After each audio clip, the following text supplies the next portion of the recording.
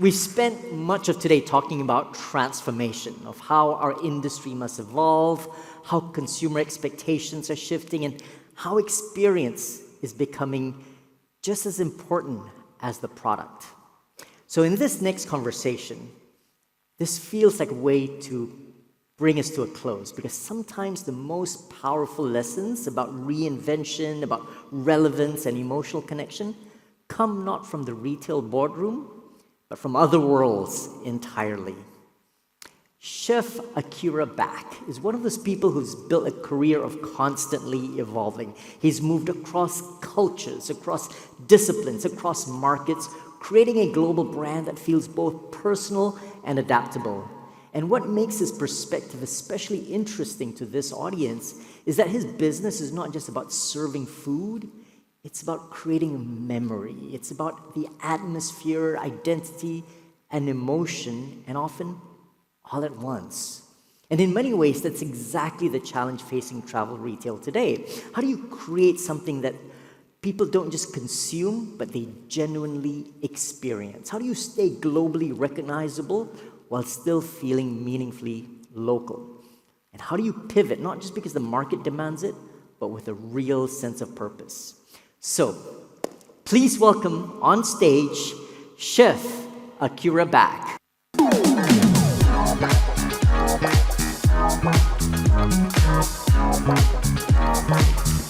Morning. Hey, Fantastic.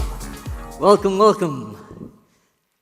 Chef, you built an amazing career of reinvention, especially from your origin story, because people might know you by name now, but what is the origin story? Tell us about how that life moment, moving from Korea to the US, and how that's shaped you today.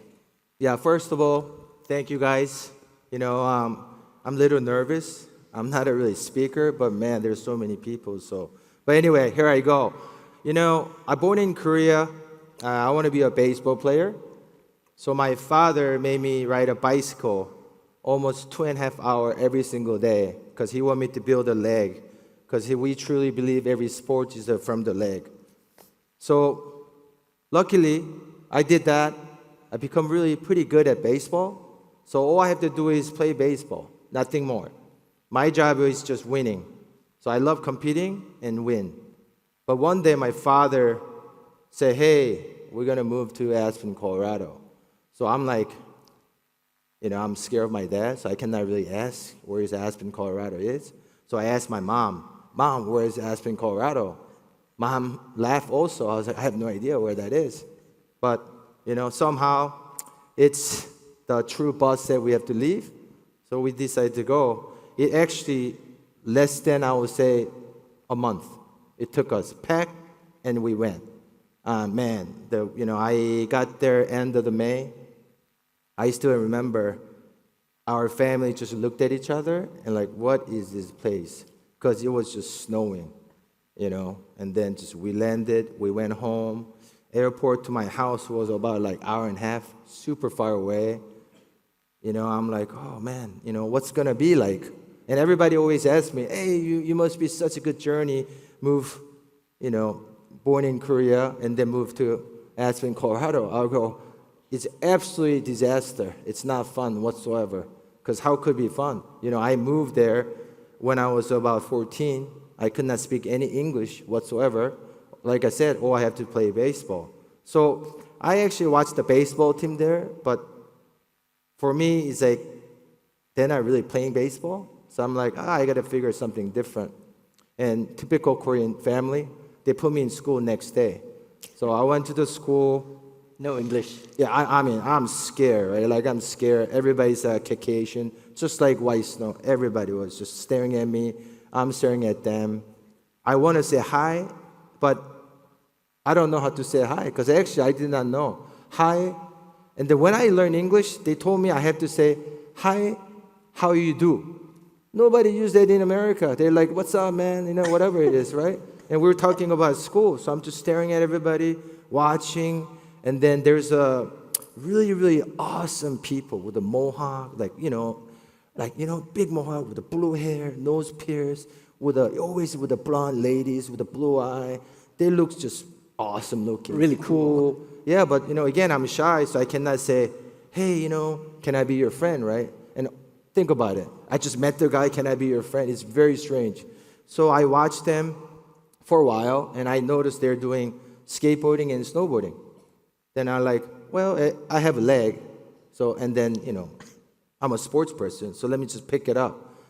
Skating was totally different level. I mean, that sport is hard.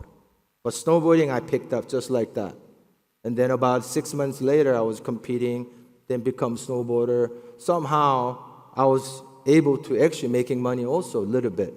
Wow. Then, I started learning English. That's why my English right now is very mountain slang. Sometimes when I go a business meeting, it's hard for me sometimes because first of all, I cannot really sit long. This will be the longest I ever seen in my life. I have to stand up. I have to move my hand.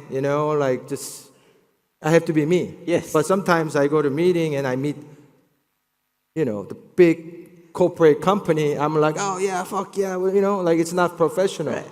So sometimes I get the deal. Sometimes I don't get the deal. But at least I got 28 deals, already open, and then there's a lot more coming right now. But yeah, that's a little bit of my life journey. So since you live on your legs, quick question as a snowboarder, are you a goofy or regular? Oh, I'm regular. So regular. Yeah. So but do you know how to figure it out? You're a goofy or a regular? It's very easy. Someone has to push you. You have to close your eye, and then whatever the first step goes. So basically, in business meetings now, do you put your left leg in front? Yeah, and then I usually shake. Yeah. That's very interesting because what we're distilling here is you're thrown into a difficult new environment, no English, you adapt.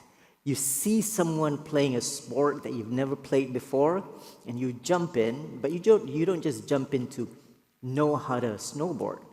You become one of the best snowboarders in the world. What's that edge? How do you go from just observing a sport to excelling in it? First of all, everybody said believe in yourself, right? But come on, I was young, I don't believe in myself, or I don't know what's going on. But all I know is I have to do it. I just have to do it. Hey, I don't speak English, and I want to be cool like these guys. I want to learn. So I just did it. And then, the reason why I'm actually here, because of sports, but I decided I don't want to snowboard anymore because the X game came up. First X game. Like I said, I just want to be cool. I bleach my hair, wear the biggest baggy pants you can ever imagine, hip hop to punk rock, whatever it is. I done it all. But now the sponsors be changing, go, hey, you got to do that, you got to do that. I'm like, that's not my style. So let me do something different. It happened to be Japanese restaurant. The chef, I still remember how he talked to customer, how he, holding the wine glass, sipping. I was like, well, I want to be that guy. That guy looks cool, enjoying his life, right? Detail. Yeah. So I'm like, okay, let me just start cooking. So I asked him my idea, chef, I want to be a chef. He just started laughing. He's like, come on. I was like, no, I really want to. I can do it. He's like, okay. That time, it's a long time ago. So probably I had a blue hair or white hair. So he goes, just shave your head. So I went there. I shaved my head. Just like you. Shaved it. I did it. I went there. He laughed again. He goes, I'm not going to hire you. I'm like, no. You have to hire me. I have to do this. So I went there every single day. 2 weeks later, he's like, okay. So I thought that's the best thing ever happened. So I told my parents, oh, this is great news, guys. No more snowboarding. I'm going to just be a professional chef.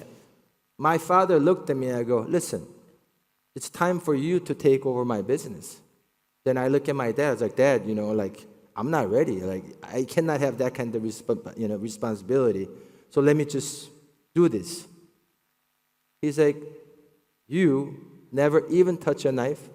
You never even cook at home because I'm so spoiled by my mom, so I never actually ever touch. He's like, he think I will quit? So he's like, yeah, go ahead. So I went first day. The first day I was start cooking, my father stopped talking to me. And I was so nervous in a way, but in a way that's fired me the most, that I cannot give it up. I mean, I don't know you guys can see my hand, but hopefully you can see my hand later, but it's a beautiful hand.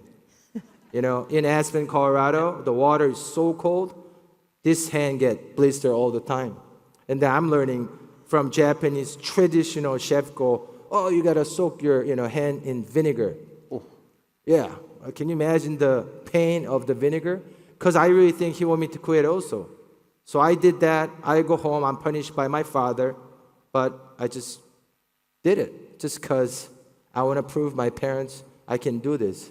You know, then the guy, I told you, the most coolest person I thought would be, most crazy person I ever met in my life. You know, I was getting screamed at every day, like, respect the rice, respect the rice. I'm like, dude, like, respect the rice what? But I understand now. I really do understand what he meant. You know, I do get it. Yeah. But people ask me, do you use that to your staff? I was like, no, it's new generation. They're going to just quit on me, you know? Okay. So for the audience, obviously, you are seeing the fearlessness.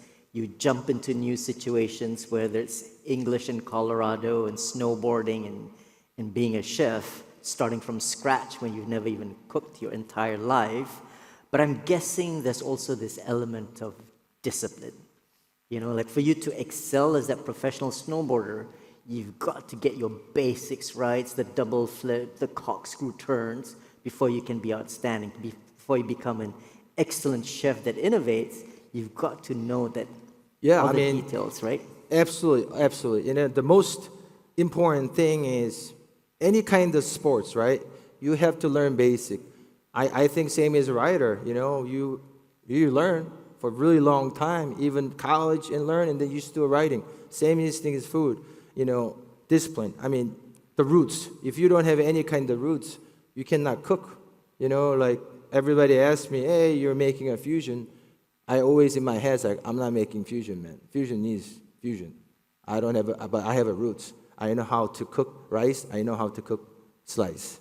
But now, I truly believe that I want to make something that it's me. You know, born in Korea, growing up eating my mom's food, still eating my mom's food. So my palate's Korean, but my tech is Japanese. But you know, also I'm very Americanized. So I want to just mix everything one time, you know. But yeah, I mean, discipline. You don't have that. I mean, it's hard to. But basic. Yeah. So you've mastered, or you've learned from these Japanese masters, and yet Akira Back now is known for some really creative creations.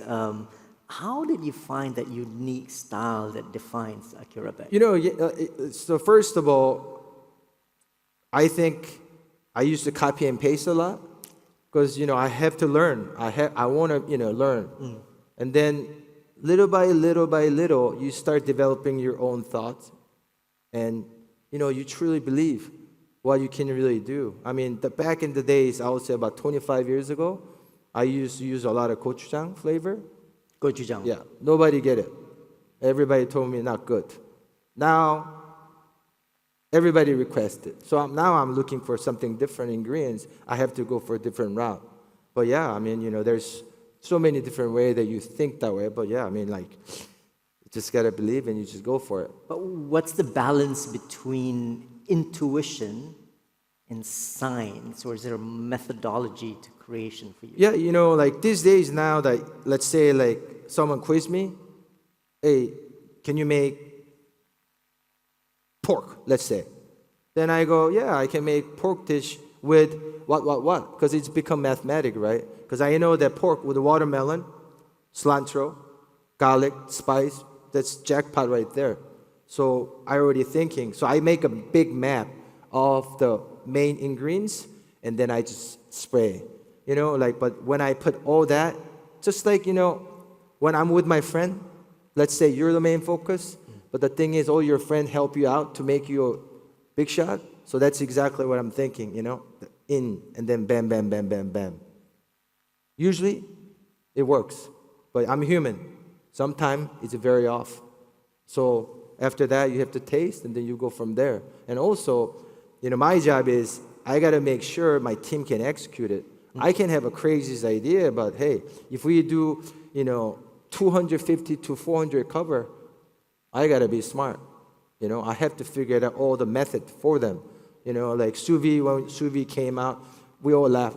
It's not traditional way. Then I learned sous vide. I'm like, wow, this is fascinating. This is unbelievable.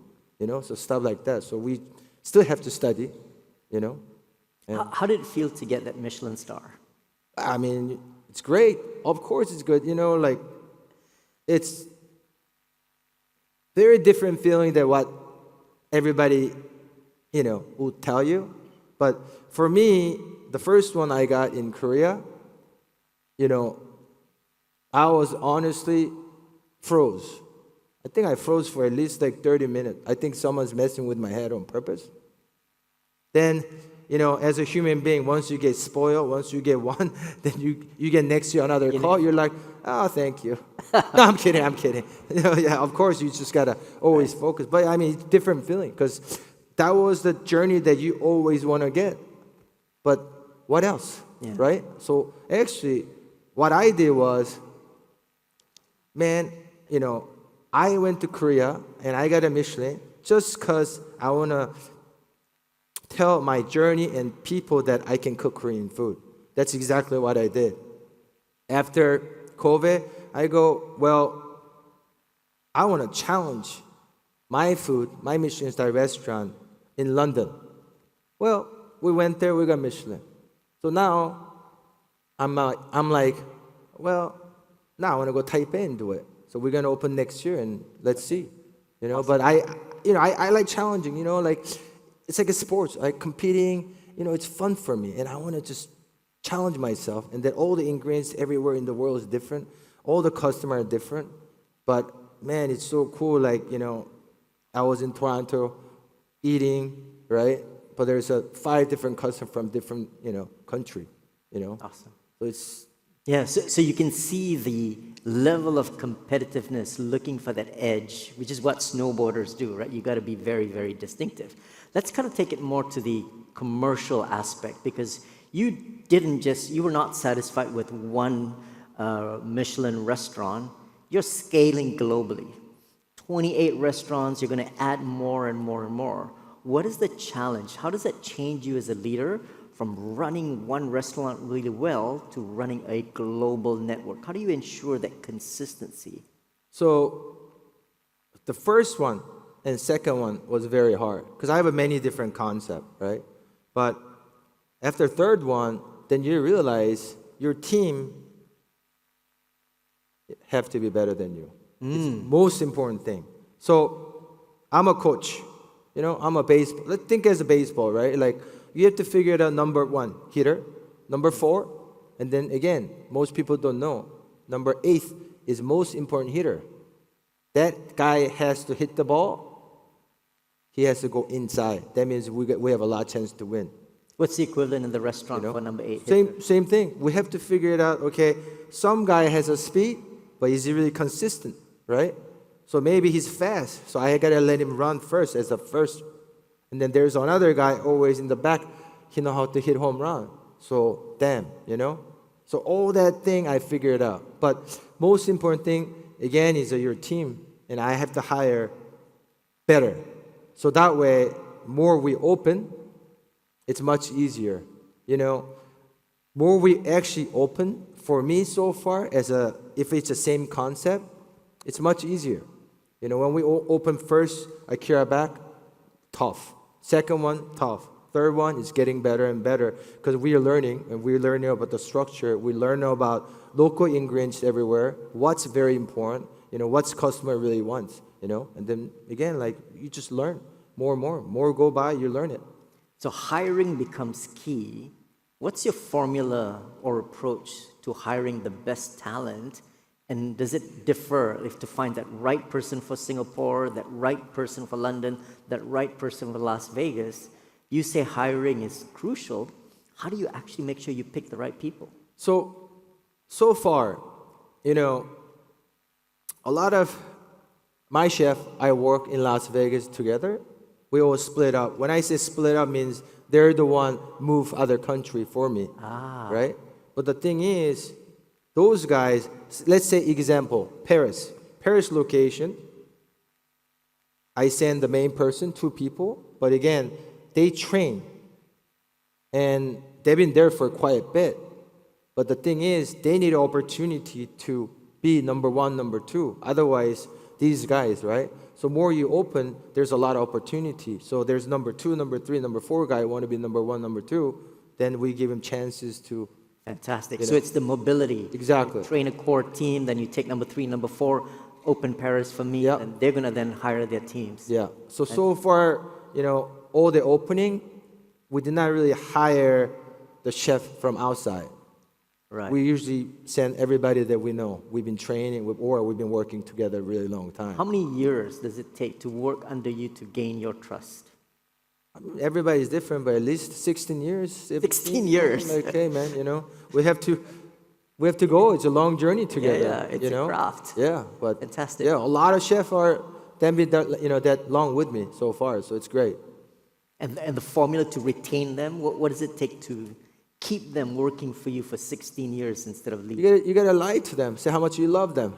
No, I'm kidding. The most important thing, right? Listen, I was a young kid. I really don't care about money. I got older. I have a family. I have a kid. You need finance support. So I make sure that they're good.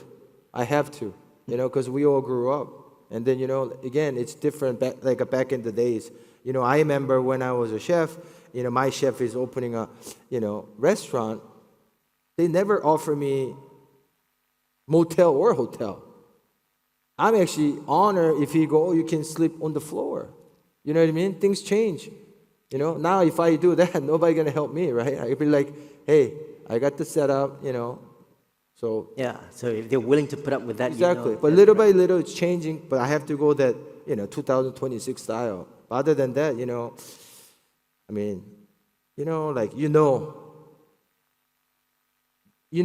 that these guys that I work with for a long time, and also, I actually do a little bit different because I give them a little bit partnership.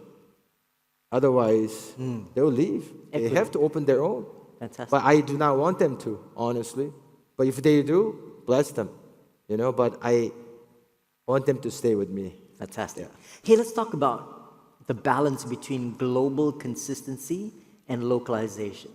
Is there a difference in your tuna pizza, tacos in Singapore versus London? Yeah, so the, local ingredients are most important thing, right? Like example about chili, right? Let's say like chili here is totally different chili in Paris, But the locals here used to this chili. So it's no reason for us to change. But, all our recipes by gram. But we have to please our brand DNA, but we have to respect the locals. So we try to use local ingredient as much as we can to blend.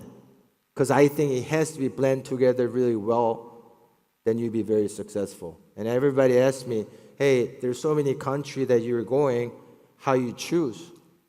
I choose whoever, the team or our partner recommend 10 restaurants that, the locals' favorite. We go there, eat. I like the food. Then I know that my food will work. So that's again, research of the local. Fantastic. Chef, as we wrap up, you travel around a lot, I'm sure. You go through many, many airports, and you see the current food and beverage offering. What are some ideas on how to transform that experience of dining in airports, for example? I would say luckily I still travel because I love it. But, as you guys know, you guys here, everybody here traveling, airport have so much motion, right? Like, people are excited. Oh, I'm going to other country I never been. Or, hey, some of my family members are sick, so they're depressed. Or, some people flight got delayed and they have a connection flight, so they're stressing out. I mean, cause all the environment, all the food, anywhere in the world, if I can say, airport is very similar everywhere you go, I think. But there's not so much, healthy food offering. So I hope I can see or I can, change that one day, and I like to see that. But I'm sure all the leaders here, they know exactly. I guarantee everybody thinking same thing. And another thing is I can say, I wish is, ever since COVID, my, industry, everybody industry, I think our quality went down. There's no humanity that it's very hard. Like, we smile less. I mean, these days, if I get in the airline inside, it's a 50-50. I'm going to have a really good service or I'm going to get yelled at, right? So, same as airport. So that means it's not just the food. What are the other No, elements? I think every single thing, What are some of the key elements for you? Yeah, I mean, I think we just got to go back to what we are, How do I we mean, become we're more human. Yeah, we're human. I mean, we cannot be always happy, but we try to be. We should, because we're in the same business. Food, retail, anything. I mean, I had a time, and I mean, you see, I don't know what's the brand, but I like to look at the nice brand. I went in a few times, but how I dress, right? They don't even look at me. I don't want that experience, But it happened in the restaurant business too. I went to New York not too long ago. I went to a few places, and the thing is, when we go to New York City, we go at least like 9 restaurants in one day, right? So we only want to eat 1 bite, 2 bite. They don't know that, but I felt it. I'm like, oh, so. Fantastic. So we have, business leaders here in the travel retail experience. What's your advice for them as they think about, food and beverage as a very important growth category in airports? Like, for me, I cannot give anyone advice, but I can say my thought. I think, you guys are leaders. Try gamble a little bit, go different, because all the airports same. Like you go, it's all copy and paste. Why it has to be copy and paste? It should be if you go this brand, if they go Korea, I want to see a little bit of, something unique, different looking, yeah. Something fun, Even, you know what I mean? Like I wish. So. Yeah. Besides food, what else could differentiate a restaurant or an outlet? No, I think even restaurant, even retail, I think everything, I wish it's just different because everything is same. Like it's a bunch of French fries, hamburger, whatever it is. Yes, I like fries too, but it has to have a different options, different things, and give a different feeling, make a journey of, the customer, right? Like just connect this somehow, everybody asks me, what is your favorite airport? Like, I always go, every airport is very unique, but in my head, if I said it, and the next time, I actually don't remember I went there and there is exactly the same thing, so. Fantastic. So, Chef, you're going to be hosting kind of a demo at the Taste of the World after this. What would you like people to experience when they come and meet you downstairs?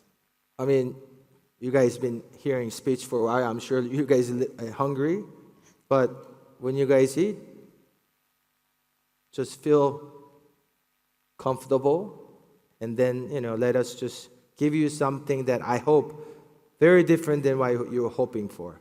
Fantastic. Just unique. And, just different. I want you guys to eat different food, but in a good way. But it's very hard to explain about my food, right? But if you don't eat it, I just cannot explain to you. But it's very simple food. So he's building the drama. You've got to definitely, don't take his word for it. Go downstairs and experience the quintessential Akira Back experience. Yeah. And the most important thing, one more thing before I go is, If food is good, I'll get the credit. If food is bad, my team is not doing a good job. Fantastic. On that note, ladies and gentlemen, cool. please join Thank me you guys. in Appreciate it. thanking Thank you. Professor Thank you. Chef Akira Back. Awesome. What a tour de force. Amazing. I've learned such a great deal.